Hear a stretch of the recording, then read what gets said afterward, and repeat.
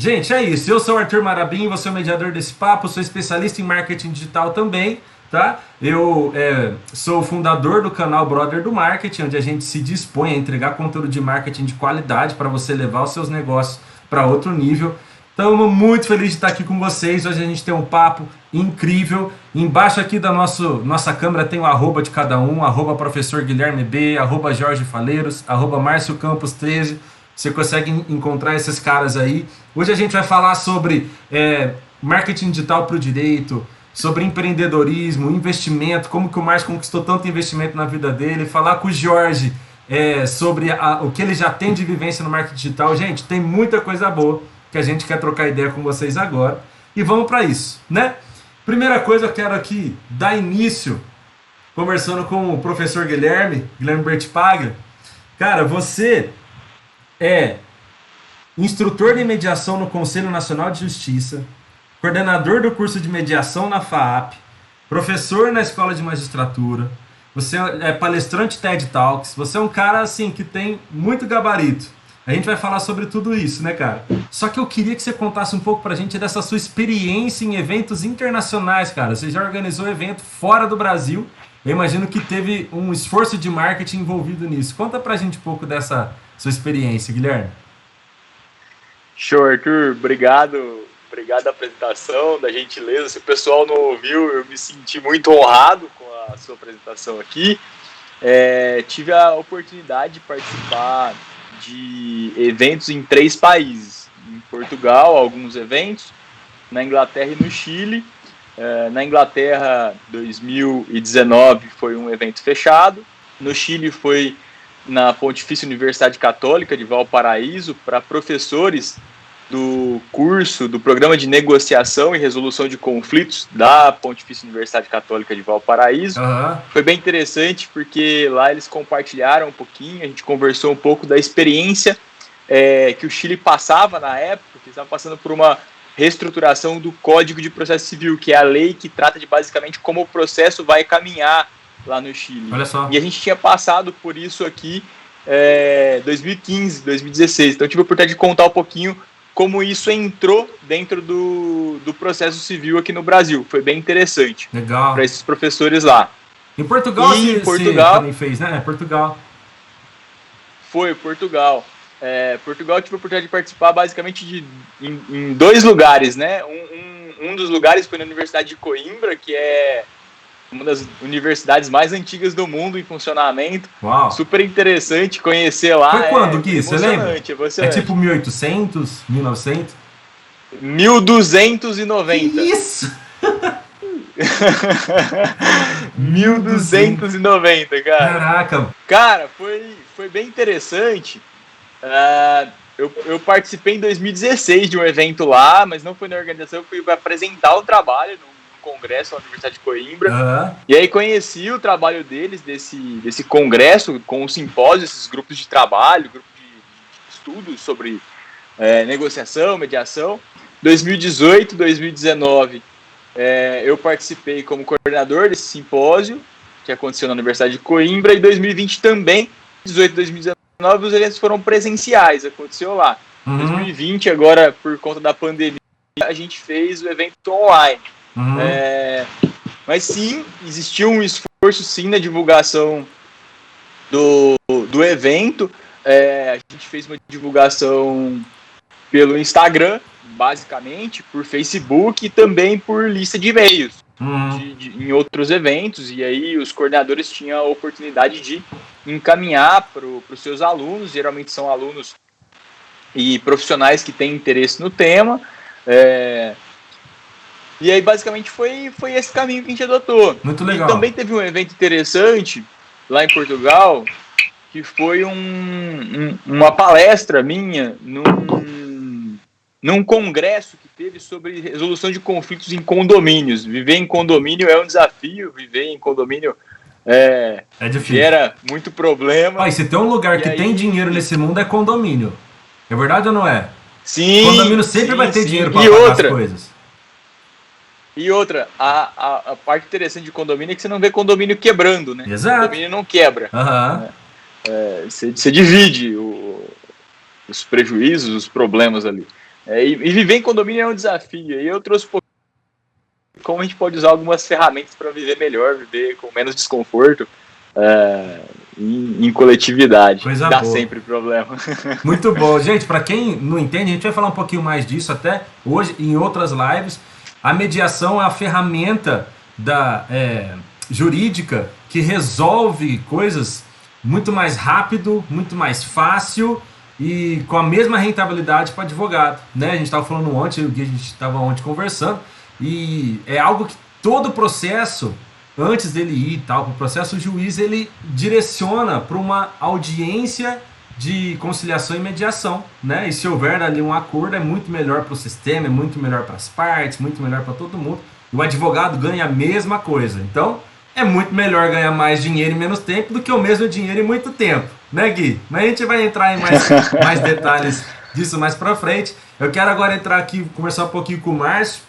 Gente, o Márcio é um cara assim que eu trabalho para ele agora desde março. Entrei de cabeça com ele no projeto da Tô Salvo, né? Nós somos uma startup, correria para todo lado, tiro para todos os lados, né, Márcio?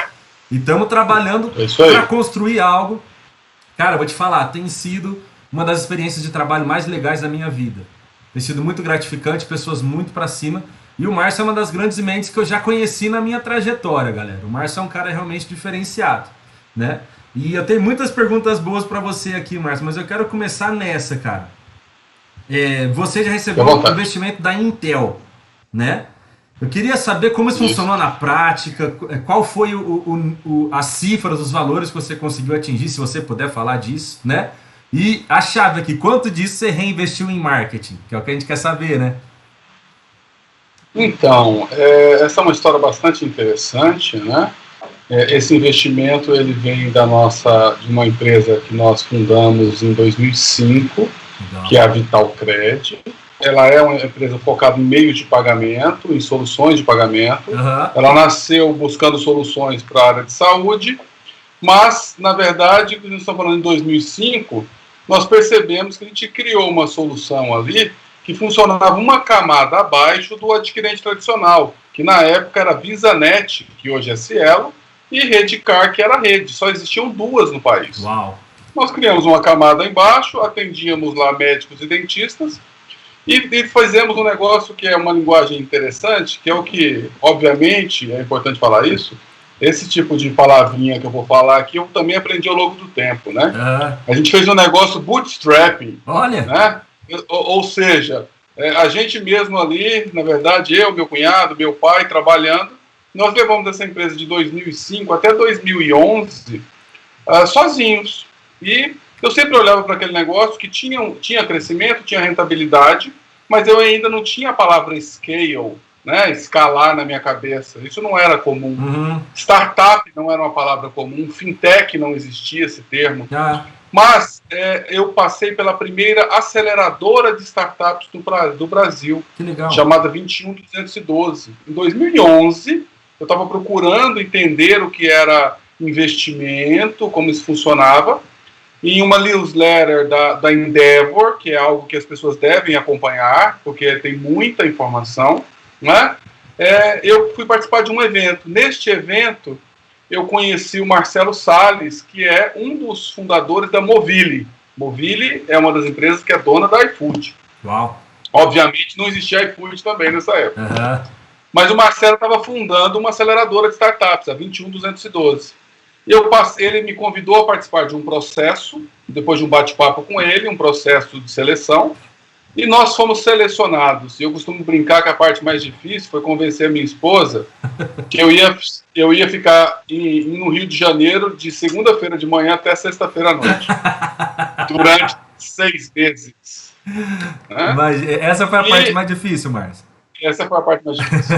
Mas ela, graças a Deus, conseguiu convencê-la. Quem consegue fazer um negócio desse, consegue fazer coisa maior, né? Com certeza. E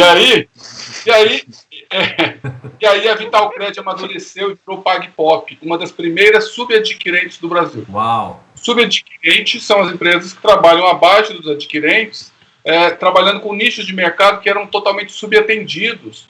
Todo mundo, a maioria das pessoas que estão nos ouvindo aqui, se olharem para 5 anos atrás, vão perceber que não existia a quantidade de maquininha que existe hoje no mercado. Existia uma concentração muito grande. Hoje o pipoqueiro aceita, que era a nossa tese. Tá? Ô, Márcio, deixa eu só fazer um insert aqui, só para dar um contexto. Galera, sempre que você passa maquininha de cartão, em qualquer lugar, qualquer coisa que você fizer, seja comprar um salgado, seja comprar um videogame de 5 mil reais, existe uma adquirência, né, Márcio? Uma adquirência. Essa transação, essa grana vai para adquirência e a adquirência repassa para o lojista, para baixo. O Márcio, eu até coloquei aqui no meu papel aqui para falar com ele, que ele é o pai da subadquirência. É um dos primeiros que começou a trabalhar isso, ou seja, criou uma empresa abaixo da adquirência e a subadquirência cadastrava lojistas, certo? E aí os lojistas tinham mais acesso. O lojista não tinha aquele processo difícil de ir lá na adquirência e fazer o contrato, papapá, e acabava sendo muito complicado. Ia direto com você, com o Márcio, e conseguir então transacionar no cartão. Hoje é mais simples, mas 5 anos atrás era muito difícil, né, Marcião? É exatamente isso, e a nossa tese, e uma das teses que levou, você me perguntou, ao investimento de um fundo internacional, que é a Intel Capital, fundo de investimento da Intel. A Intel mesmo, essa do seu computador aí, ó, tem um selinho aí na frente. Todo mundo está usando um Intel agora. Eu costumo falar isso porque é algo que foi surpreendente na minha vida. Tá? Passar por uma aceleradora, fazer uma apresentação para os fundos de investimento e ser convidado, na verdade, ser convidado a ir ao Vale do Silício pelo presidente do Silicon Valley Bank, um prêmio que eu ganhei, e lá eu recebi N relacionamentos, e um deles foi com a Intel, e dentro disso eu recebi um investimento formal da Intel em série A. Tá? Esse investimento veio da Intel. Também tive cerca de mais 3 fundos que foram investidores da PagPop, né? E é importante falar o seguinte, você perguntou em cifras, hoje, na época, a gente está falando em 2012, 2013, uma série A de investimentos, uma rodada de investimentos, ela variava entre 2 e 10 milhões de reais. Tá? Então uma empresa recebia esse valor. Então a gente está nesse range aí. E, só que hoje, Arthur, as empresas que estão hoje recebendo investimento, a série A mudou para 50, 60, 80 milhões de reais. Então, se o nosso momento fosse hoje, nós receberíamos um valor como esse. Porque ainda era tímido. Porque parece, né? E aí quando se fala milhões, parece muito dinheiro, mas quando você está falando de Brasil, não é tanto dinheiro assim, não. Olha só. Tá? Quando você está falando de crescimento de uma empresa, falando de escala, quando você está falando que você vai atingir nacionalmente através da sua prestação de serviço, você está falando de coisa grande. E aí, eu dou uma referência para vocês, por exemplo, o PagSeguro, ele veio com a mesma tese da subadquirência, 2 anos depois do que nós fizemos, só que só no primeiro ano ele gastou 100 milhões de reais com marketing. Uau! Como que é, Marcelo? Repete o número pra gente. Entrou quanto e gastou 100 milhões? Entrou em 2014, 2 anos depois da gente, e gastou no primeiro ano 100 milhões de reais. Uau! Por quê? Porque a gente estava falando de um negócio que era novo, eles estavam ensinando a pessoa a usar a maquininha com o celular. Então, eu não consegui fazer isso. Então, apesar de ter muito dinheiro, em tese, para o marketing era pouco. Por quê? Porque além de usar as ferramentas que são maravilhosas do marketing digital, como era um conceito novo de Brasil, eles também usaram televisão. Tá? Então, as campanhas gigantescas. Mas isso levou o PagSeguro a abrir capital na Bolsa de Nova York, sendo uma empresa que valia alguns bilhões de dólares. Uau. Então é um jogo pesado. Mas falando em marketing digital, eu tenho uma coisa importante e relevante para falar aqui, que o maior aprendizado que eu tive na aceleradora, tá? Eu que já vinha fazendo o meu negócio no ambiente tradicional, foi aprender o que era marketing digital. Eu tenho muito a aprender ainda. Mas quando eu descobri que eu conseguia no marketing digital medir tudo, medir quanto eu estava gastando, qual era o custo de aquisição de um cliente, qual era o tempo de vida desse cliente na minha base, quanto eu estava gastando por dia, por hora, por minuto, em qual canal, aí sim eu descobri que existia uma ferramenta mágica para o negócio. Porque quando você faz rádio, televisão, tal, você não tem nada disso. Você joga o dinheiro lá e seja o que Deus quiser. O Jorge deu até um sorrisinho aqui que eu vi, ó. Deu um sorrisinho que eu vi, Jorge. Mas, e jogando a bola aí para vocês, eu diria o seguinte, que um dos privilégios dos novos negócios e da startup é exatamente esse poder de análise sobre esse investimento, sobre os dados, sobre comportamento do seu cliente. E aí está todo mundo hoje em dia no marketing digital, né? Tanto nós, empresas, quanto os nossos clientes. Então é fundamental para as pessoas que estão nos ouvindo, enquanto empresários, empreendedores, que aprendam e tenham pessoas e tenham profissionais que saibam lidar com isso, porque aí sim você vai estar num ambiente super satisfatório. Por isso eu te parabenizei quando você começou a sua live, porque eu sei o quanto é relevante esse tema. Poxa, é isso aí, Márcio. Pô, você falou um negócio tão crucial. Daqui a pouco eu vou puxar aqui com o Jorge. Jorge, Gui, Márcio, vocês podem ir falando aqui junto, tá? Mas, cara, esse assunto é crucial, cara. No marketing digital, você fala com quem interessa. Você consegue traçar um perfil. Você fala assim, olha, eu quero falar com homens de tal cidade, de tal idade, de tal faixa etária, que se interessam por tal coisa. Então, é uma expressão que eu uso muito. Você para de dar tiro de canhão em passarinho. Porque quando você faz um outdoor, você não sabe quem vai passar naquela rua. No marketing digital, você consegue exponencializar a conversa com quem interessa e mensurar isso de uma forma muito mais eficiente, tá? Eu sou totalmente a favor de ainda ter outdoor, de ainda ter TV, faz parte das campanhas de publicidade. Mas o marketing digital, ele é fantástico, fenomenal, com toda certeza. Eu quero só dar um alô aqui, ó, para os nossos ouvintes que estão aqui junto. O Anderson Marabim tá conectado com a gente. Yasmin Siona, essa aqui é a mulher que eu convenci a casar comigo, Márcio. Então, realmente, eu fiz um grande feito. E agora que eu tenho essa mulher, cara, o céu é o limite. Ela é fantástica. Um beijo, meu amor. É isso aí. Foi muito marketing, né, Arthur? Tem que entregar agora o que você vendeu, hein, rapaz? Pode deixar, Jorge. Olivia Fernandes tá aqui, Lucinéia tá aqui, Diego, que trabalha com a gente na Tossalvo, tá aqui. No começo tava sem som, o pessoal avisou, mas a gente já tá sabendo, já consertou. Angelica tá aqui.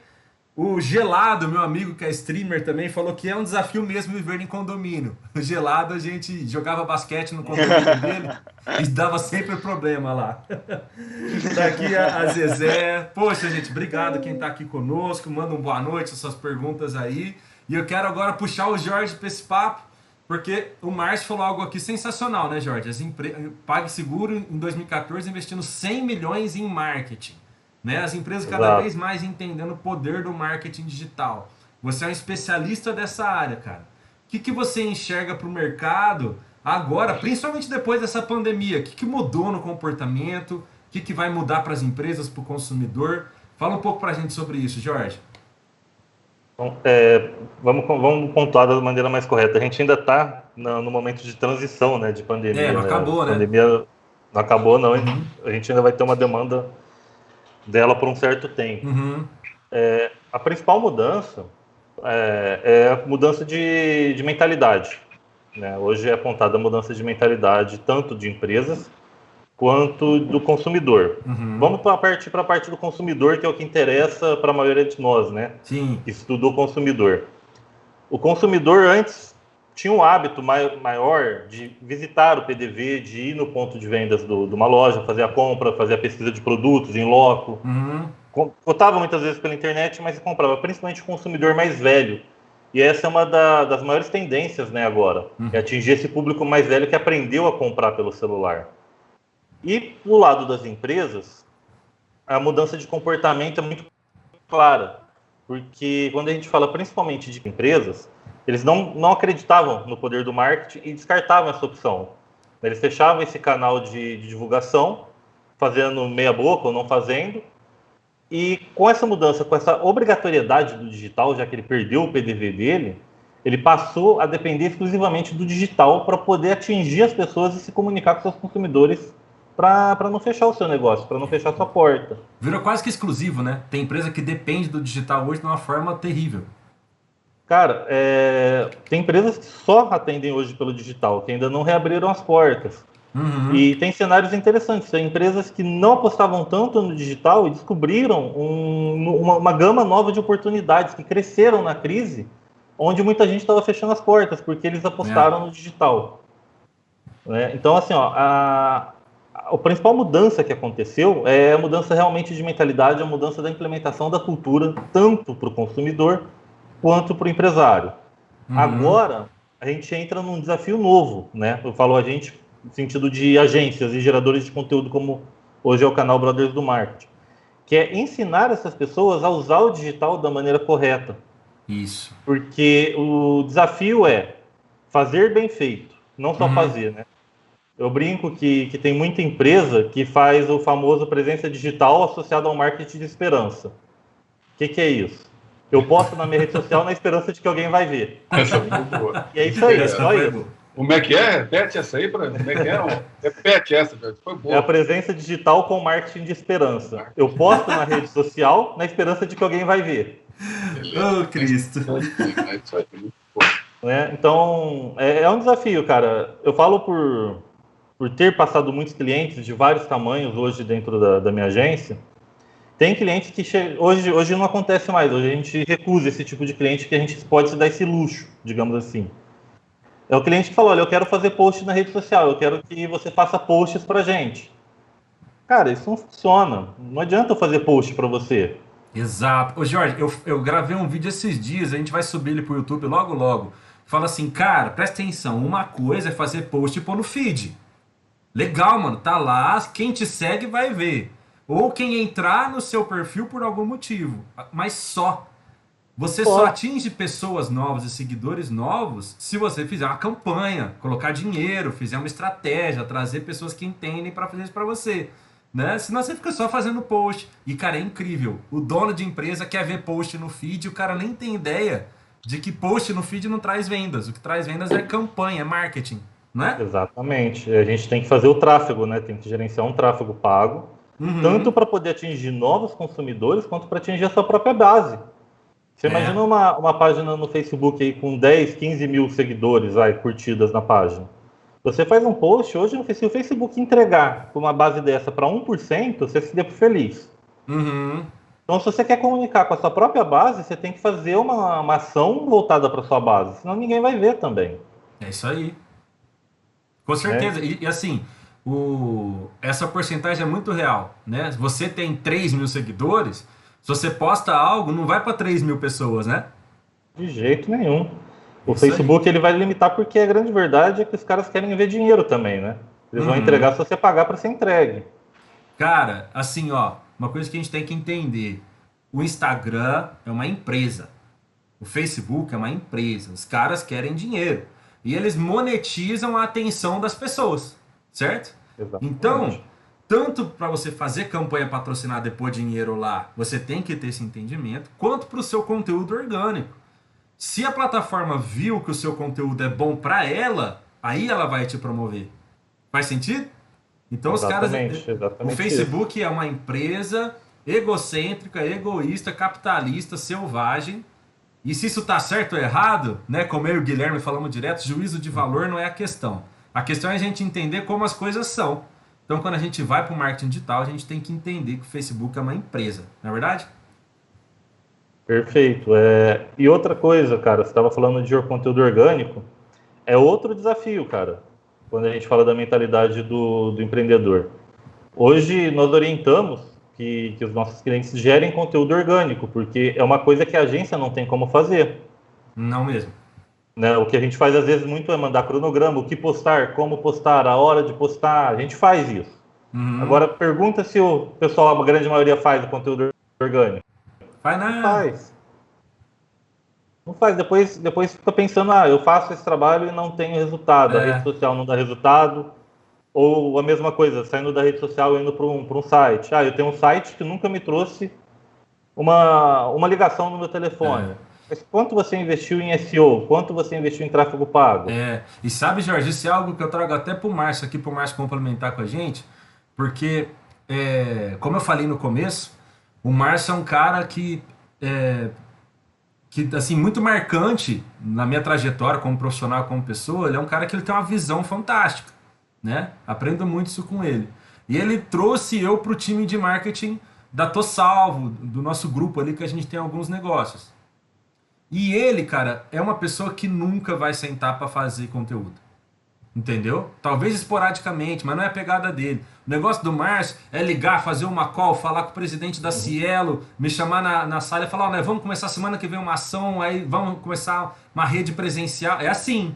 O Márcio é esse cara. Exato. E ele é um cara que ele não vai trabalhar, né, Marcião? Então, assim, eu quero fazer uma pergunta aqui pro isso Márcio aí. no sentido seguinte, no seguinte sentido, ô Márcio.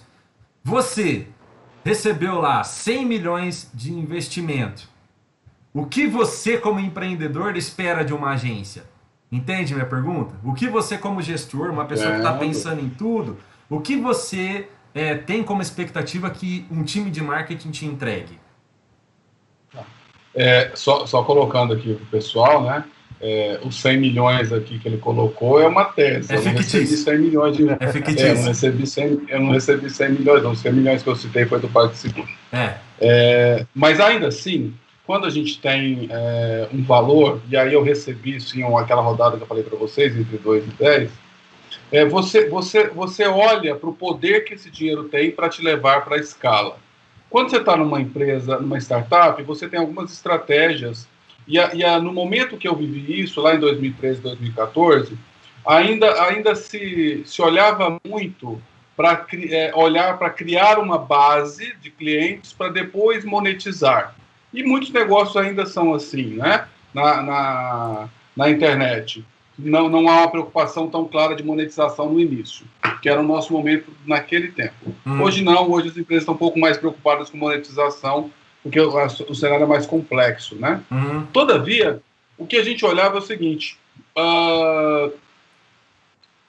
na verdade, o quanto gastar estava muito baseado na métrica, por exemplo, do custo de aquisição.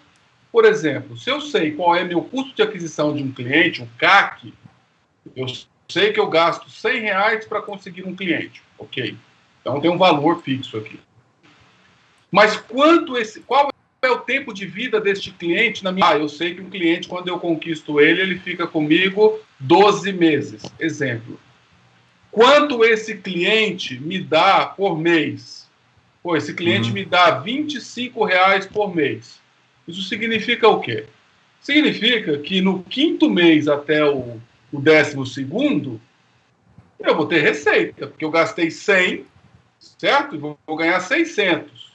Então eu vou ter um ROI, né, que é um retorno sobre o investimento aí ao longo do tempo, né, de mais de 500%, né? 600.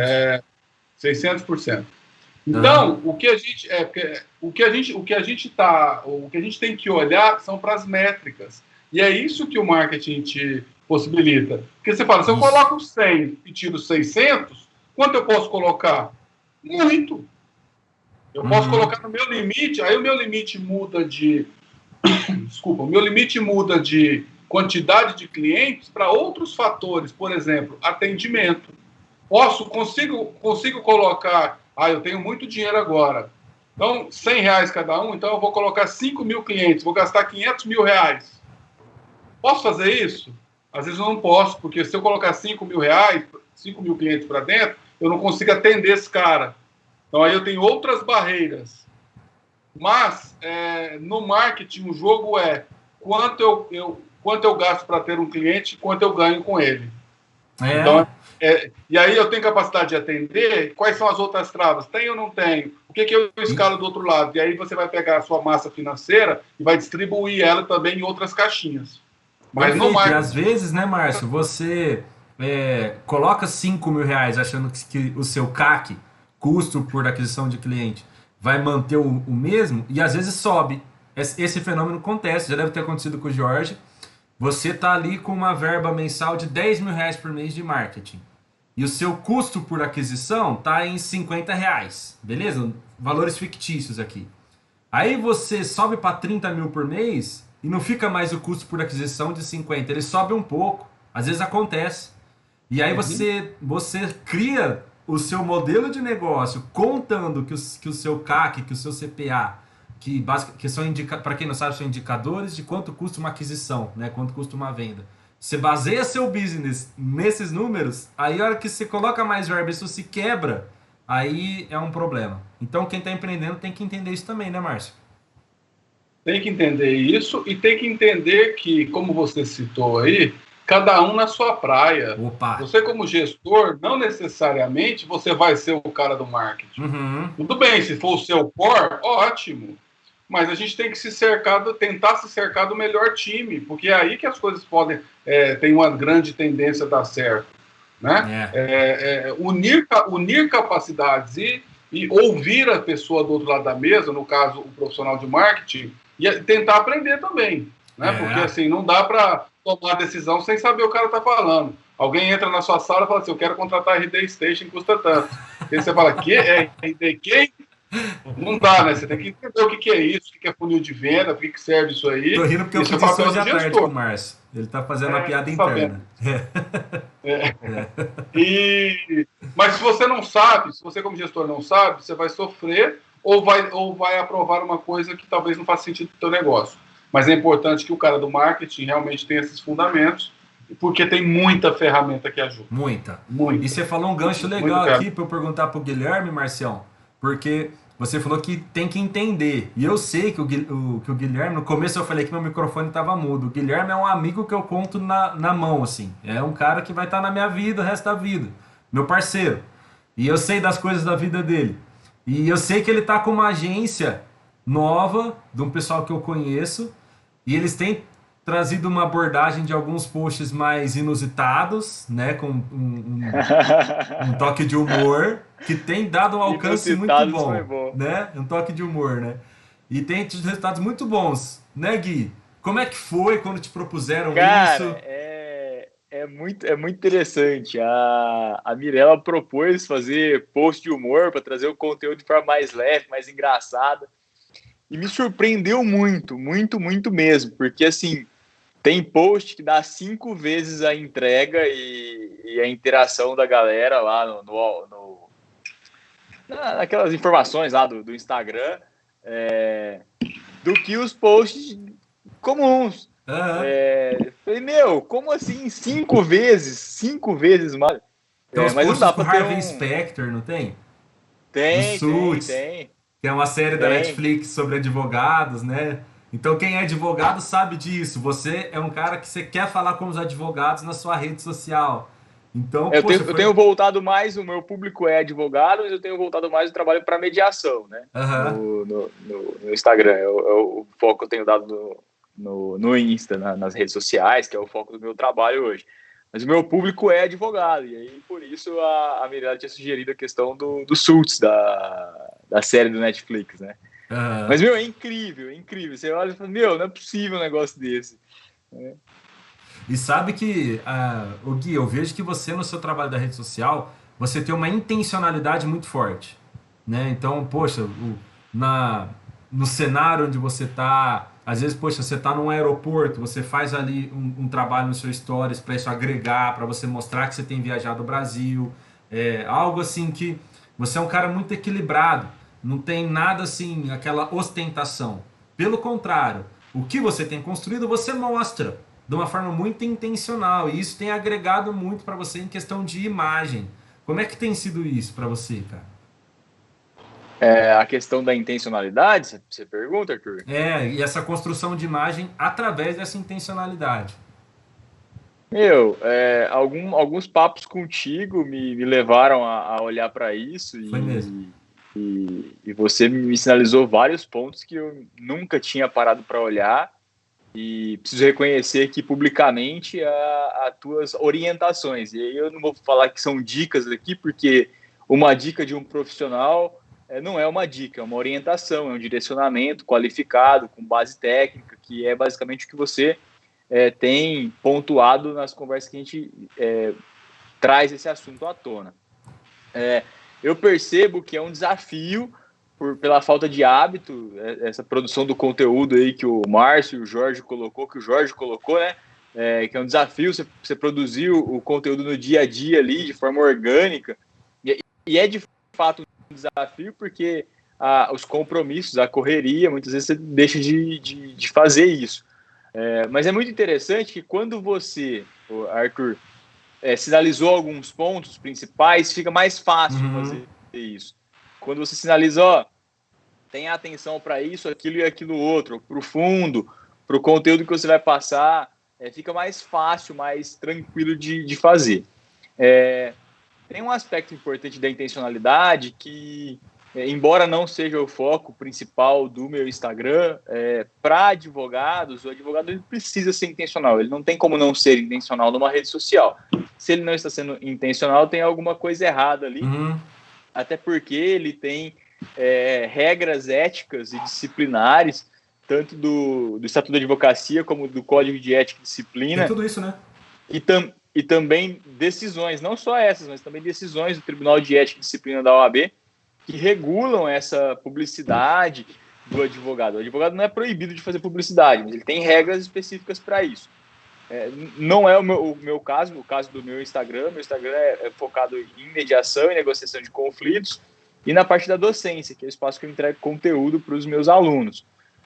Mas é importante, sim, ser intencional e talvez por conta da minha formação, essa intencionalidade esteja um pouco presente aí no dia a dia da rede social. Maravilha, cara. Coisa linda. Tem dado muito resultado aí. A gente tem mais um pouquinho de tempo. Eu vou fazer mais uma pergunta aqui para o Jorge, mas eu quero valorizar aqui. Chegou também a Lívia Maria, minha irmã, está aqui com a gente. A Yasmin, que é minha namorada, né? Vou casar com essa mulher incrível. Ela escreveu aqui, fofo. Obrigado. Ganhei um elogio aqui nesse momento. Obrigado, meu amor. Ultimamente tá meio fofo, literalmente. Nossa, né? Eu tô muito gordo, cara, na máxima histórica. Tô igual a ação do Magazine Luiza. Não vou nem entrar nesse mérito, não. Deixa quieto, né, Jorge? Deixa quieto. Deus é mais. Esse assunto não é bom. Não, vamos falar de marketing. E também, vamos falar de marketing. Também aqui, ó, Ellen Cristine Maia Campos. Deve ser parente do Márcio. É minha irmã. Sua irmã. É minha irmã. Falou aqui, live de alto nível, profissionais de referência em marketing. Obrigado, Ellen. Muito obrigado mesmo. E é isso, cara. Ô, Jorge, ainda dá tempo de perguntar mais uma coisa, cara. Você tem uma história super interessante. Você trabalhou por 8 anos como TI num hospital. Sim, né? Sim. E você disse que faltava um desafio. A gente está aqui com o Márcio, que era dentista e decidiu ser empreendedor, né? Eu quero que você fale um pouco como tem sido essa jornada, cara, de sair da falta de desafio, mas da estabilidade, entre aspas, para o risco e para a construção. Como é que é? Cara, é assim, a gente, como você mencionou, nós nos conhecemos desde pequenos, né? Crescemos basicamente com a mesma estrutura de vida, digamos assim. E a gente sempre escutou, não sei você aí, mas eu posso dizer por mim, por muitas pessoas que eu conheço, que o concurso público era a melhor saída. Nossa, muito. Né? Faça concurso, faça concurso, faça concurso. E eu, muito cedo, eu abandonei a minha carreira de desenvolvedor, digamos assim. Eu já era desenvolvedor na época, quando eu passei para TI. E comecei a trabalhar como TI dentro do departamento de oftalmologia, na Faculdade de Medicina, dentro do HC. Pode crer. E eu descobri que aquilo foi a pior coisa que aconteceu na minha vida. Louco. Que isso? Você tem o seu salário no final do mês. Não vou dizer que o salário era ruim, era um salário que, se eu falar aqui, muita gente me xinga o quanto eu ganhava. Né? Eu entrava 8 horas da manhã, 4h30 da tarde já estava disponível, já estava livre. Mas aquilo era extremamente limitante. Tudo que você quer levar de inovação, tudo que você pretende fazer de novo, tudo que você se dispõe a fazer melhor, em algum momento você é cortado. Poxa. Né? O ambiente corporativo do funcionalismo público, esse ambiente, ele é muito tóxico para profissionais que buscam se aperfeiçoar, que não se contentam com a mesmice. Então aquilo veio me fazendo mal. Eu falo, hoje estou pagando os reflexos da saúde, né, daquela época. Eu engordei, eu ganhei peso naquele momento, que hoje eu estou sofrendo por conta disso. E 2015, aproximadamente, eu tomei uma decisão que eu ia sair. Eu falei, daqui 2 anos eu vou sair. Não importa qual vai ser a situação. Daqui 2 anos eu vou sair do funcionalismo público. Teve um planejamento, isso é muito bom. Teve um planejamento. Eu precisava me preparar financeiramente, porque naquele momento eu tinha uma filha e uma esposa. Uhum. Então fiz todo um planejamento para que, na pior das hipóteses, sinceramente falando, eu não precisasse trabalhar por 5 anos se eu quisesse. Essa era a minha ideia. Muito bom. Ganhava bem mesmo, hein? Então, oi? Ganhava bem mesmo, hein? Eu não consigo fazer isso não, viu? Digamos que eu tenho o dom de ser bem pão duro. Então não é que eu não ganho bem, é que eu não gastava. Enfim, fiz esse planejamento, foi chegando 2015, comecei a traçar um objetivo. Meu objetivo era trabalhar com geração de conteúdo. Legal. Voltar para a área que eu trabalhava, de desenvolvimento, e gerar conteúdo, entrar naquela pegada de produzir curso, essas coisas, estava me preparando para isso. Só que como você mesmo pontuou para nós no começo da live, você é muito perfeccionista. Se você acha que você é perfeccionista, eu sou 10 vezes mais. Eu falei isso antes da gente entrar no ar aqui, né? Foi mesmo. O microfone nunca estava bom, a câmera nunca estava boa, a minha dicção nunca estava boa, enfim, milhões e milhões de problemas que eu colocava em mim mesmo, né? E foi passando tempo, 2016, eu fiz amizade com o meu cunhado, ele já era meu cunhado, mas eu não tinha muita amizade, e nós decidimos abrir juntos uma agência. No finalzinho de 2016, tomamos a decisão, e em abril de 2017, eu finalizei minha exoneração. Legal. Do funcionalismo público. Coincidentemente, numa semana depois do meu segundo filho nascer. Olha só. Então, sabe, Jorge, que eu acho que vale um parênteses aqui, cara, que tipo assim, não é que exista algo errado em ser funcionário público. Não é que tem algo de errado com isso. Não é. A questão é você ir contra a sua natureza. É você não viver aquilo que você sabe que você é. Você vai estar no lugar errado, você vai estar sendo constantemente suprimido, né? E não vai conseguir fazer as coisas. Enfim, viver quem você é. Acho que esse é o ponto, né? Exatamente. Esse é o ponto. O funcionarismo público, ele é essencial, ele é fundamental. Eu sou um defensor do funcionarismo público, tá? Tem gente que fala que isso tem que acabar a estabilidade. Eu poderia pontuar diversos aspectos pelos quais isso não deve acontecer. Né, mas não é o mérito da live. Mas o funcionalismo público, ele é engessado, ele tem um modelo que ele tem que ser seguido, infelizmente. E é muito difícil você quebrar esse modelo. Quando você põe uma pessoa inquieta ali dentro, essa pessoa ela vai se destruir por dentro e não vai render nem para o funcionalismo público nem para a vida pessoal dessa pessoa. E era o meu caso. Né? Então, eu não sirvo para aquilo, não que aquilo seja ruim. Pode crer. Aí você, em 2017, abriu sua agência e está até hoje na Compor. Sim, a gente fundou ela no dia 20 de dezembro de 2016. Fizemos a gente deu um tiro muito rápido de crescimento, né? Coisa boa. Para suprir a nossa demanda financeira, tanto minha quanto do meu sócio. E já para poder ter uma equipe de qualidade, ter uma equipe que atenda às nossas expectativas e as nossas exigências em relação à maneira como a gente quer conduzir esse trabalho. Né? Massa. Então hoje o cenário é esse. Hoje eu dedico praticamente todo o meu tempo só para compor. Eu tenho alguns outros projetos paralelos acontecendo, mas realmente é bem paralelo. Muito bom. Coisa boa, cara. Assim, uma jornada incrível, inspiradora. Você tinha seu trampo, estava tudo certo, mas você não abriu mão de viver quem você é. Isso é inspirador, cara. Obrigado por compartilhar com a gente. Ô Arthur, se me permite, claro. Essa questão que o Jorge trouxe, que você trouxe aí, que a gente tem a tendência a ter um alto nível de criticidade com a gente mesmo, é muito comum, porque se a gente, muitas vezes, nunca é legal se comparar, né? Mas se a gente comparar o nosso nível de criticidade da gente com os outros, a gente tende a ser muito mais tolerável com os outros do que com a gente mesmo. É verdade. E aí fica aí uma pergunta para os nossos ouvintes aqui da live do Brother do Marketing, né? Se eles também estão passando por isso e se isso é justo. Se é justo com a gente mesmo. A gente usar uma régua diferente num nível de autoexigência para a gente diferente daquilo que a gente exige do outro. Natural que é importante a gente cobrar, sim, para que a gente se desenvolva, para que a gente melhore sempre, mas não num nível que isso seja prejudicial. É super legal o Jorge trazer esse ponto, porque eu acho que muita gente que está nos ouvindo aqui passa por isso, né? Isso é natural da gente, especialmente do empreendedor brasileiro, né? É isso aí. É um leão no almoço, um leão na janta, né? Mas depois Ele tem que desviar das andas. Mas depois nós come a carne do leão, veste a pele, né? É isso aí. Gente, muito obrigado a todos os nossos Obrigado. convidados.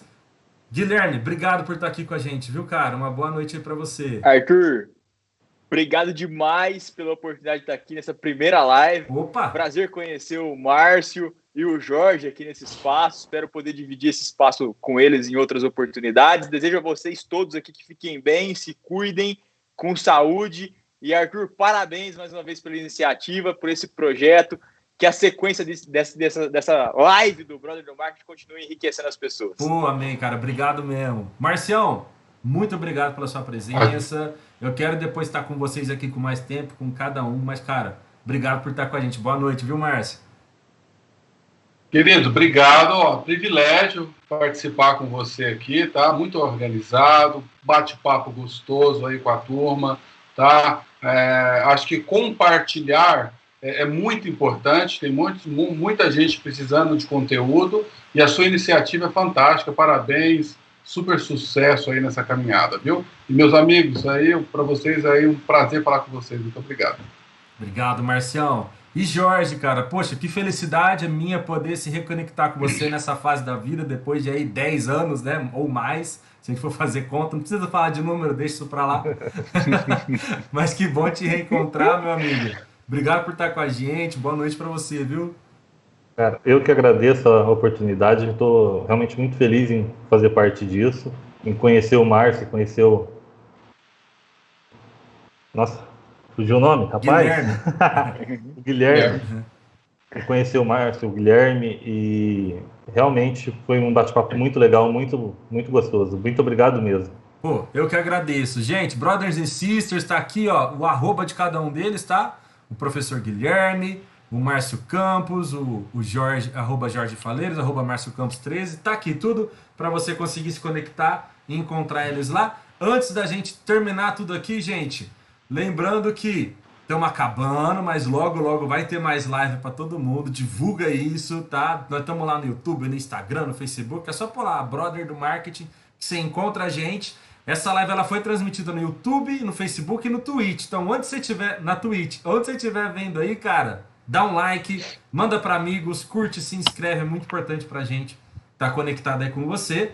E a hora que acabar aqui, a gente vai editar e vai pôr no Spotify. Então dá para você ouvir de novo lá, acompanhar, ficar atento com esse conteúdo, mandar para um amigo que não pôde estar hoje, tá? E se você já está ouvindo no Spotify, obrigado, muito obrigado, manda aí para alguns amigos, que a gente aprecia muito isso. Gente, um grande beijo, uma boa noite para vocês. Essa foi a live do Brother do Marketing. Tchau e muito obrigado. Falou! Show de bola, parabéns.